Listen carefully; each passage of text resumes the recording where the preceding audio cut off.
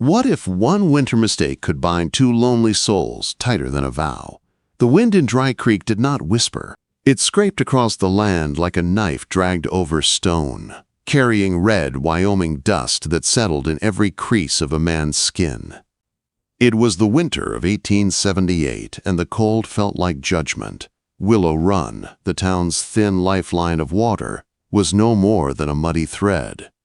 Hope was scarcer than firewood. Cassian Hail sat on the edge of a cot inside May Kelly's boarding house. His worn saddle rested on the floor beside him, its leather dark with age, shaped by years on the trail. He had ridden into Dry Creek only 3 nights before, planning to stay one night. Then his horse threw a shoe, the blacksmith got busy, and the wind started kicking up. He told himself those were the reasons he stayed. He refused to look at the truth, that he was tired down to the soul. He had been a scout once, a good one. But the same skills that kept a man alive in the wilderness were the same ones that hollowed him out. At 33, he no longer carried a gun belt, but the memory of its weight stayed on his hips like a ghost. His plan was simple. Pass through, make no attachments, feel nothing. Love, he knew, burned a man colder than the winter wind. May Kelly stood in the doorway with a steaming mug. Her smile carried more warmth than the fire. "It's just coffee," she said gently. "I can pay," Cass replied. "It's a gift," she said. "A town this dry can still offer kindness. You look like a man wrestling with a ghost." He took the mug, the heat shocking his fingers. "Just one ghost," he said quietly. "And I'm letting him win." He planned to leave at dawn, no more delays. But that was when the stagecoach thundered down the main street in a cloud of red dust. The horses looked as tired as the people watching from porches and windows. Then a young woman stepped down from the coach. Abigail Whitlow, 21. Slim. Dark hair pulled tight, eyes the color of sherry and full of worry. She clutched a worn satchel like it held the last thing she owned, and it did. Inside was a deed to a small plot of land with a deep well that belonged to her family, and a letter making her the new schoolteacher for a school that did not yet exist. Her mother, sick and fading fast, waited for her in a small cabin on the edge of town. Abigail walked down the dusty street, and every stare she met was sharp. She was alone. She was mixed heritage. She was new. Her fear tasted like metal on her tongue. Across the street, Silas Thorne watched her from the boardwalk of his well-kept mercantile. At 45, he looked like a man carved from hard money and harder ambition. He owned the largest ranch and was slowly buying every water source in the valley. His eyes narrowed when he saw the girl. She carried something he wanted, something he had been trying to get for years. The well. Before Abigail could take 3 more steps, chaos erupted. A heavy freight wagon, its brake lever snapping with a sharp crack, rolled backwards down the incline. A little boy stood frozen on the road, terror widening his eyes. People screamed. No one moved fast enough. Except Cassian Hail. He didn't think. He vaulted off the boarding house porch, landed on his horse, and shot forward like he had been launched from a cannon. The wagon thundered closer. Cass leaned low, scooped the boy into his arms just in time, and veered away as the wagon slammed into the town's watering trough, shattering it to splinters. Silence crashed over the street. Cass sat tall on his horse, breathing hard, the child safe in his arms. Dry Creek stared at him, with a mix of awe and suspicion. A man who moved like that wasn't just a drifter. He was dangerous in a way the plains understood. Silas Thorne didn't look at Cass. He looked at the spilled papers that had fallen from Abigail's satchel. The deed lay open in the dust, its official seal bright in the morning light. Thorne's eyes tightened. Now he knew her name. And he knew exactly what she had brought into his valley. That night, after Abigail settled her mother in their small cabin, a knock came at the door. She opened it to find Silas Thorne standing with a polite smile that never reached his eyes. "Welcome to Dry Creek, Miss Whitlow," he said smoothly. "I witnessed your arrival. Unfortunate excitement. I hope you're not too shaken." "We're fine," she answered. "I understand this land now belongs to you," he continued. "Hard land, hard wind, hard life. I would be willing to take it off your hands for a very fair price. A kindness, really." Abigail met his gaze with quiet steel. "The land is not for sale. My father built this house." His smile hardened. "Sentiment does not draw water. Think on my offer." He tipped his hat and walked away, his shadow long in the twilight. Abigail closed the door and leaned against it, heart racing. This wasn't just a new beginning. This was a battle. The next days were a blur of work and hardship. She cleaned the cabin, tended to her mother, and walked through the abandoned barn she was meant to turn into a schoolhouse. The wind pushed through every crack. The cold chewed at her fingers. Dry Creek watched her with suspicion and envy. She had the one thing they needed: water. 2 nights later, 2 of Thorne's men rode onto her land. They didn't even try to hide. They shifted a boundary marker near her well, a silent threat. They thought she was asleep. She wasn't. Abigail lifted her father's old shotgun, stepped outside, and fired a single shot into the sky. The thunder of it rolled down the valley like a challenge. The men fled. From the livery, Cass heard the blast. He saw the fleeing riders and the small, flickering light inside the Whitlow cabin. He was supposed to leave at dawn, but suddenly, leaving felt wrong. The next morning, he didn't pack. He walked toward her barn instead. What happened next would tie their fates together tighter than either of them could imagine. What if the person you tried hardest to avoid became the one you could no longer walk away from? The morning after Abigail fired the shotgun, Cassian Hail walked toward her broken-down barn with a purpose he did not fully understand. He told himself he was just checking on things, making sure no trouble had followed the warning shot, but the truth pressed harder than the wind at his back. He couldn't ride north knowing she was standing alone against a man like Silas Thorne. He found her wrestling with a warped plank, her small frame straining with stubborn determination. Her cheeks were smudged with dust. Her hands were raw. She looked up when she sensed his shadow cross the ground. "I heard some noise out this way last night," he said. Abigail didn't flinch. "The wind makes all kinds of noise." Cass gave a faint half-smile. This one sounded like a 12-gauge. Her chin lifted slightly. "Sometimes the wind needs a loud answer." She turned back to the plank, tugging again. It didn't budge. Cass watched her struggle for a long moment. "What are you trying to do? Tear the barn down or hold it together?"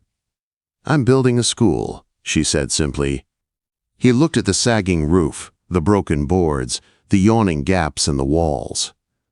A school was the last thing the structure looked capable of being. "You'll need more than stubbornness," he said. "You'll need a hammer, a pry bar, new nails." "I have a hammer," she interrupted, "just not a pry bar." Quote, Without asking permission, Cass stepped into the barn. The air was thick with dust and the smell of old wood. He ran a hand along a rotted beam. The barn groaned like an old man. "This is not a one-person job," he said, turning back to her. "I don't have money to hire help," she replied. "I'm not asking for money."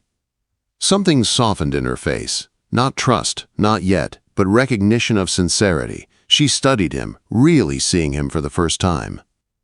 The quiet competence. The steady presence. The way he moved, like a man who had rebuilt more than wood in his lifetime. She nodded once. "All right, Mr. Hale. But I'm the teacher. The work is done to my standards." And so they began. Cass moved with quiet efficiency, securing beams, replacing warped boards, studying every angle like he could hear the building talk. Abigail swept out years of dust, cleared debris, sorted usable timber from the rotten. Their hands brushed once when reaching for the same plank. Both pretended not to notice the spark that snapped between them. By the third day, something unspoken had formed. A rhythm. He would gesture. She would understand. She would point. He would fix. They spoke little, but worked like two halves of the same thought. One afternoon, Abigail stood over him as he measured planks for student benches. "You cut that one short," she said, arms crossed. Cass squinted down at the board. "Look straight to me." She picked up a charcoal nub and wrote a perfect letter A on a scrap of wood. Children need steady surfaces to learn neatly. If the desk wobbles, their letters will wobble. Cass raised a brow. "A quarter-inch won't turn a boy into a scoundrel." "It's the principle," she insisted. He sighed. "Fine. We'll make them desks fit for a king. But after they learn letters, someone needs to teach them how to shoot straight." A tiny smile appeared on her lips. "Maybe that can be your lesson, Mr. Hale." They worked until the barn became something close to a promise. A patched roof, rough benches, a salvaged blackboard, cracked but steady. It wasn't much, but it was a place where hope could take root. But Silas Thorne was not finished. He didn't confront Abigail again. He didn't need to. He planted seeds. Quiet whispers in the saloon, half sentences inside the mercantile, a raised brow here, a murmur there. A woman of mixed blood, alone on a property with a valuable well, a school too close to his water rights, a stranger helping her rebuild. Reverend Pike echoed the poison from his pulpit. "Wolves in sheep's clothing," he warned. "Influence that corrupts." He never named Abigail, but the whole town knew. Mothers pulled their children away from her. Men avoided her gaze. The blacksmith who promised nails suddenly had none. The air around her grew colder than the winter wind. One night, Abigail sat by her mother's bedside and whispered, "They want me to fail." Her mother's hand, weak but steady, squeezed hers. "Pride is a stone," she whispered. "It will drown you if you cling too hard. Ask for help, Mia. Not beg. Ask. People want to give what they can spare." The next morning, Abigail walked door to door, not to ask for money, but for scraps, broken boards, spare hinges, a pot of lard for rusted tools. A small kindness each family could give, without fear of thorn. Slowly, a few families began to help. But danger struck before hope could bloom. Dr. Nora Brennan, the only person who visited regularly, found Abigail at the well one cold afternoon. "Your secondary well is dropping too fast," she warned. "It feels unnatural, as though something is pulling water away." The words chilled Abigail. That night, Cass walked the edges of her land out of instinct, out of concern, out of something deeper he refused to name. Near the creek, he found a boundary stake driven into the wrong place. Moved, hidden. Thorne was stealing her land. Cass felt heat rise through his chest. Not anger, but a fierce protective fire he hadn't felt since before he lost everything. The next morning brought snow, thick, heavy flakes that swallowed the horizon. Abigail set out in her wagon for supplies and school materials. She expected to return before the storm deepened, but the blizzard hit suddenly. Visibility dropped. Cold tore at her fingers. Fear pressed into her chest. Then she saw it, the faint glow of the lone juniper way station. She stumbled inside, half frozen. Every room was full, every cot taken, except one, except his. Cassian had taken a small room upstairs hours before. When he came in later, brushing snow from his coat, he opened the door quietly and froze. Abigail Whitlow lay asleep in his bed, boots off, wrapped in a blanket, shaking from cold and exhaustion, vulnerable in a way that shook something deep inside him. He could wake her, he could send her downstairs, but the shame she would face, the whispers, Pike's judgment, Thorne's satisfaction, it would crush her. Cass stood over her for a long moment, breathing slow, thinking, fighting the ghosts of his past. Then he made his choice. He draped his warm coat over her shoulders, tucked it gently around her, and sat in the wooden chair by the hearth. He added a log to the embers. The flames cast a soft glow over the room, and he kept watch, all night, while outside, the blizzard buried the world in white. While inside, a cowboy made a silent vow he never meant to make again. What if the whole town tried to break you, but the one person you never expected became the reason you rose again? Dawn broke over the lone juniper way station like a soft confession. The storm had gone silent. Snow lay thick and perfect outside the frosted window. Inside, Cassian Hail sat in the wooden chair, stiff from hours without sleep. The fire had died into a glow of embers. His coat lay over Abigail Whitlow, who slept with a peace she had not known in months. When she woke, confusion struck her first. Then fear. Then shame. She bolted upright, clutching the blanket to her chest. Cass rose slowly. His voice was gentle. "The storm hit fast. There wasn't a free bed left. I'll head downstairs so you can gather yourself."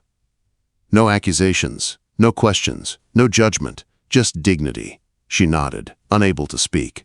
He slipped out the door and closed it quietly behind him. Downstairs, May Kelly handed him a cup of coffee without asking anything. She saw the exhaustion in his eyes, the silent burden he carried. When Abigail finally came down, cheeks flushed, hair hastily pinned, a few travelers stared. A whisper rose. May Kelly stepped forward, her voice strong and clear. "Terrible storm last night. Lucky we all found a place to stand. That's all anyone needs to say." And that was the end of it, for now. But Dry Creek was a place where rumors took root faster than weeds. The ride back to town was quiet. Snow softened the world, muffling every sound. Cass rode beside her, close enough to shield her from the wind, far enough to give her space. They didn't speak of the night. They didn't need to. Something had shifted between them, something too fragile to name. But the silence waiting in Dry Creek was not gentle. By nightfall, the whispers had turned sharp. Mothers pulled their children away when Abigail walked past. The blacksmith who had promised her nails suddenly had none. In the mercantile, she felt eyes burn into her back. Silas Thorne's influence spread like poison. Sunday came, and with it Reverend Pike's sermon. He spoke of fallen women, of moral impurity, of dangerous influences. He never said her name. He didn't have to. The whole church turned to look at her. After the service, Pike, Thorne, and 2 elders cornered her near the steps. Cass saw it happening and headed toward them, but not fast enough. Pike's voice rang loud. "Miss Whitlow, your conduct at the way station has become a grave concern to this community. You have compromised your moral standing. Therefore, unless you correct this scandal, you will no longer teach our children." Abigail's voice was low but steady. "I sought shelter in a blizzard, nothing more." Pike lifted his chin. "A single woman in a man's room? Reputation matters. The town demands you announce your engagement to Mr. Hale. Only marriage will repair the damage." Abigail froze. Cass stepped to her side. "This is between us," he said sharply, "not the town."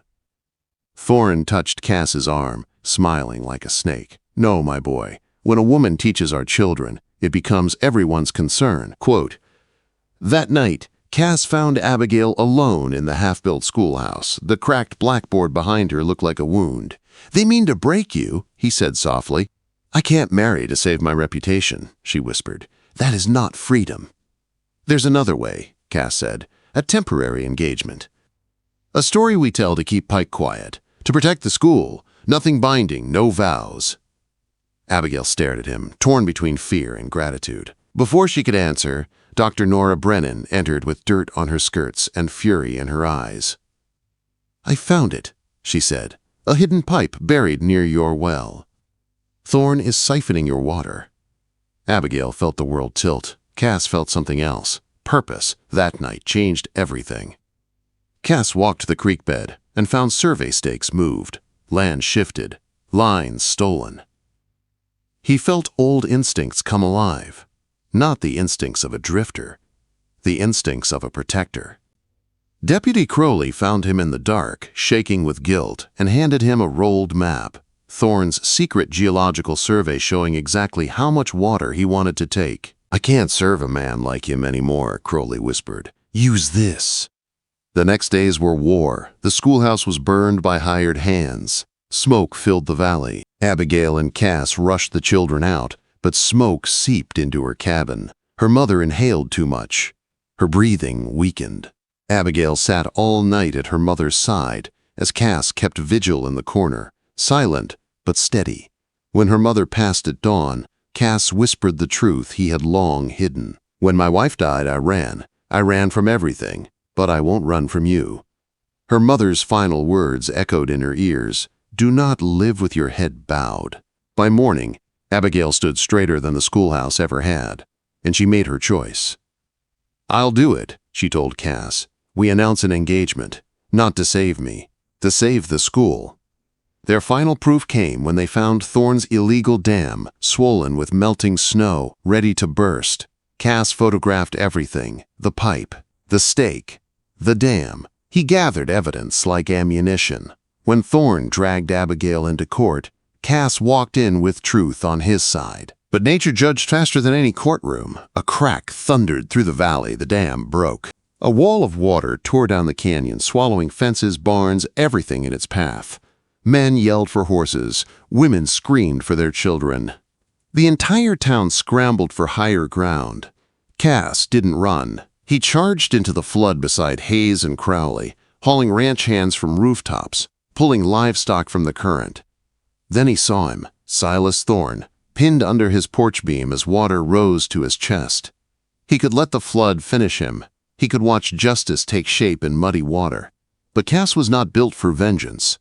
He fought the current, freed Thorne's leg, dragged him to a horse, and saved the very man who tried to ruin them all. Because Cass Hail didn't choose violence, he chose Abigail.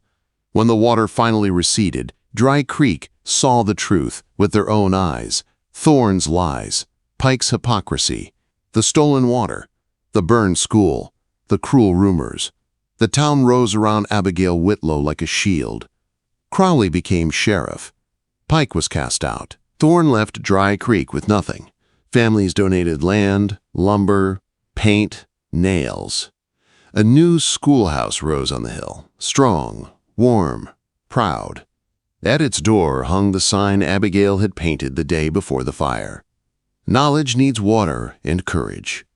Weeks later, under a grove of shimmering aspens, Cass and Abigail married in a simple ceremony. No sermon, no shame, no fear, only truth. During the small celebration, Abigail noticed a quiet little girl named Nava, an orphan of the flood, hovering near them. Abby knelt and offered her cornbread. Nava smiled. Cass touched Abby's shoulder. Their family had just begun. That night, in their small, warm cabin, Cass lay awake beside her, out of habit, out of a lifetime of guarding, out of something deeper. Abigail smiled in the firelight. "You can sleep now, Cassian. You've watched over me long enough." He turned toward her, eyes soft. "I have a lifetime to watch over you." For the first time in years, he let himself rest, truly rest. The ghosts faded, the fire dimmed, the world outside went quiet. Abigail leaned close and whispered the words she once heard him say to the fire on the blizzard night: "Fear means you have something worth living for." Cass stirred, smiling in his sleep. His answer was a soft, peaceful murmur: "And I've made my choice.